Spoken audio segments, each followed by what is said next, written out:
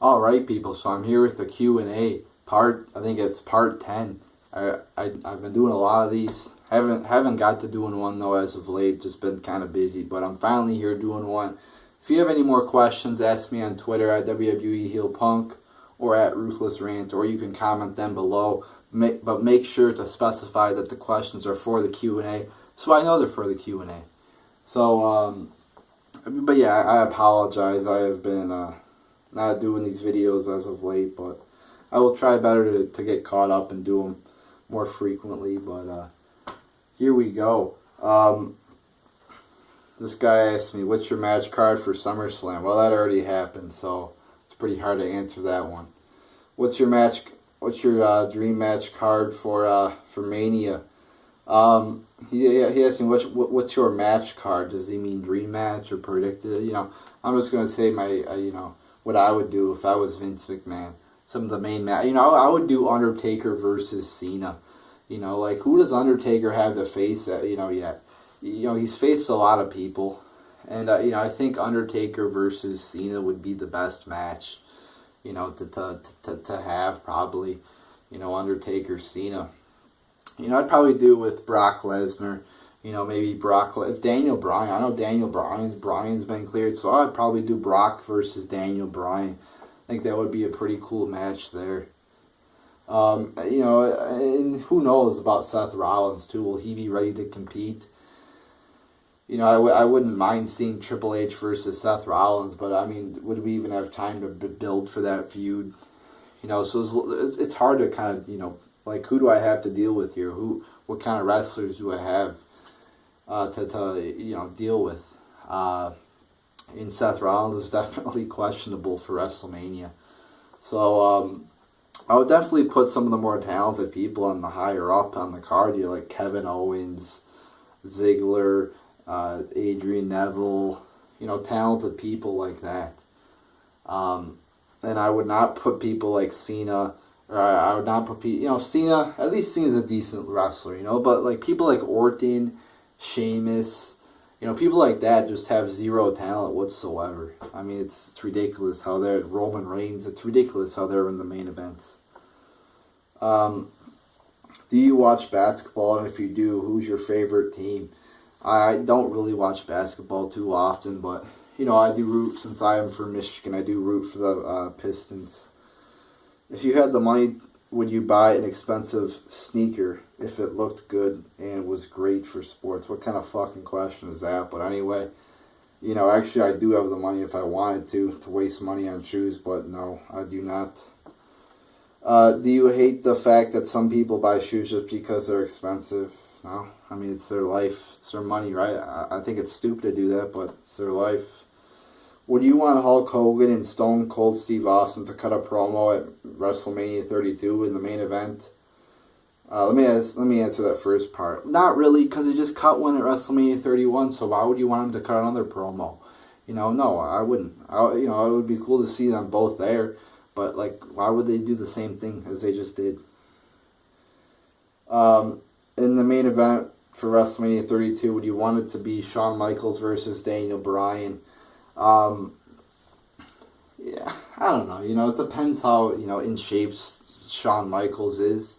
I mean, yeah, you could do a super kick still, but can he endure a 25, 30-minute match? Would he be a good wrestler?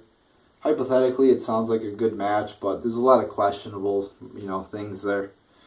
Is he still in shape? Can he still, wrestle good? But yeah, it sounds pretty intriguing. And finally, have you seen any of the Ted movies?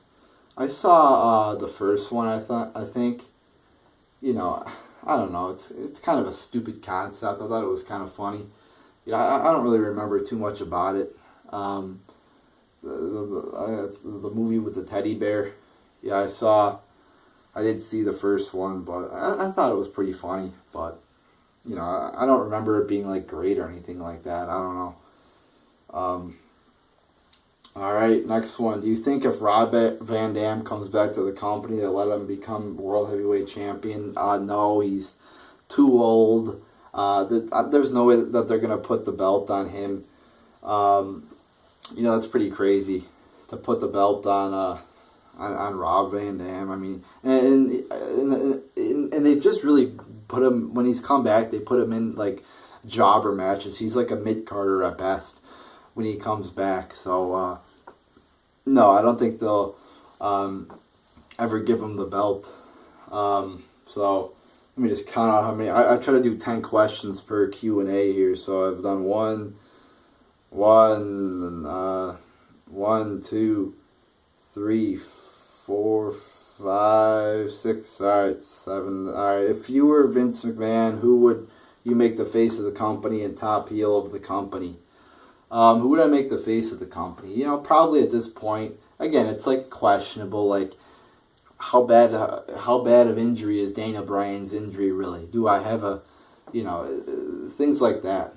But I think right now, you know, Seth Rollins is injured, so, you know, there's some options I got on the table with Kevin Owens.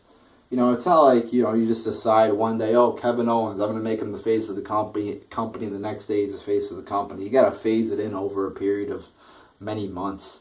So it's tough to just make that decision like that.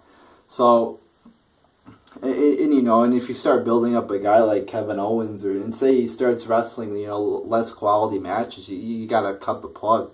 You know, maybe he can't handle the pressure, but I mean, Kevin Owens definitely seems like a guy who seems like he could carry this company. He's got it all. He's got wrestling ability, promo ability. So he's definitely a top option for me right now. Cesaro's another one who's good. So those are a few there. And again, yeah, it's hard to tell. Like Rollins, again, he's very talented, but this injury, you know, it's very questionable. Who would you make the top heel of the company? Kevin Owens seems like a very good heel. So probably him. If I started a YouTube channel and our style was Google Hangout reviews, would you join? I am thinking about 6 people. I have 3, including me. You know, the thing with Google Hangout shit is it gets really fucky. I see a lot of people who do Google Hangout videos here in the YWC, and it's too long. I mean, I don't want to participate in a video that's going to be over an hour. I just don't. Because I don't want to be associated with a video that's like 3 hours long. That's ridiculous. That's so stupid. You know, Raw reviews should be, in my opinion, 15 to 30 minutes long approximately. I mean, there's no point in having a long-ass review. It's just so stupid. I see Bruce Blitz doing long reviews. I'm like, what the fuck? You know, and I see other people, you know, actually, that In the Rope show asked me to come along and do a hangout review with them just recently. I guess they're doing some wrestling debate little video series with various people in the YWC. It's pretty cool, you know. They're like, oh, we think you're good and shit. So that was an honor, I guess. But, you know, I just told them no. You know, I told them I was busy with shit from school, which is partly true because I got shit to do. But, you know, I don't want to take 2 hours out of my day and, you know, devote it to wrestling because, you know, I'm busy with things like school and work and other shit like that. So, but I'm very open to, and also when it gets like 6 people, that's a lot of fucking people. I want it to be like 2 or 3 if I'm going to do that. I did it once with the WWE analyst guy. I thought, and it was all right. You know, the problem is, again, it's time. Like, he was living on the other side of the world, and he's like, oh, I'm going to be available at 2 a.m. for me. So I'm staying up to like 3 in the morning doing videos with him. So it's a convenience thing, and it's just a lot of factors. So I'm not a big fan of the whole Google Hangout reviews with 6 people or whatever. If it's like 2 people and it's convenient for me, or like somebody wants to interview me or whatever the fuck, then I'm up for it. But, like, there's a lot of things that gotta go right for me to do a fucking Google Hangout shit. And the last question here. If AJ Lee doesn't come back, who do you think can save the Divas division? I think it's, you know, I see a lot of talent. Sasha Banks, I think, is one of the most talented. You know, and a lot of it comes down to the creative team. It's got to be the creative team coming through, and I don't think it's one person individually who's going to save the division. It's got to be the whole division together. And this person says, in his opinion, it's Eva Marie. What the fuck? Are you kidding me? Eva Marie has shown no potential, has shown no talent whatsoever. It's no way it's going to be Eva Marie saving the division. But yeah, it's not going to be one person individually that's going to save the division. It's got to be multiple people. It's got to be a whole roster saving the division. And it's also got to be behind the scenes with the creative team too, coming into play. But there you go, people. There's your Q&A. I think I did 10 questions. If I didn't do 10 questions, it was about 10. But again, if you have more, let me know. And if you have more than one, too, there's no limit on the amount you can ask. And if I forgot your question, I might have forgot somebody's question here. I've been asked a lot of questions. I've been trying to keep track of them. But if you think I missed your question, just send it again or ask me if I missed it.